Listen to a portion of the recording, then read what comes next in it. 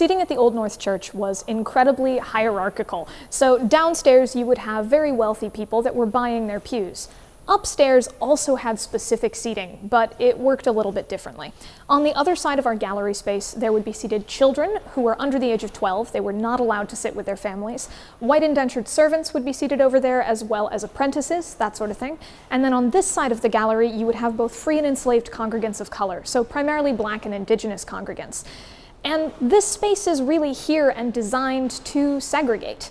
This is a space that is built into the fabric of the church as a way to keep people separated, to reinforce social boundaries of the time. However, we know that sort of against the odds, it becomes a space that fosters a community. So the families that are sitting up here, some of them are paying for their own boxes, but more of them are up here because they are brought to church, whether they want to be here or not.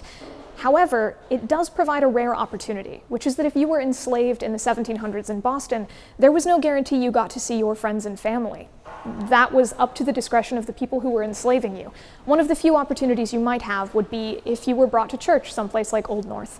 So we know that there were people up here who probably met up here, who have enduring relationships that last throughout the course of time. They have a few hours on a Sunday to be together out of the direct gaze of the people downstairs. So there is a community up here, kind of against the odds and against what this space was originally designed for. One of my favorite stories to tell about the people up here is the story of Alderman Cranky. So Alderman Cranky was a sailor, he was a mariner, and that was a really dangerous job in the 1700s. There was no guarantee that you were going to be coming back from that alive. We get a hint of his voice in the record because he leaves a will. He leaves everything he has to a free woman named Lydia Woodby, who was also here at Old North.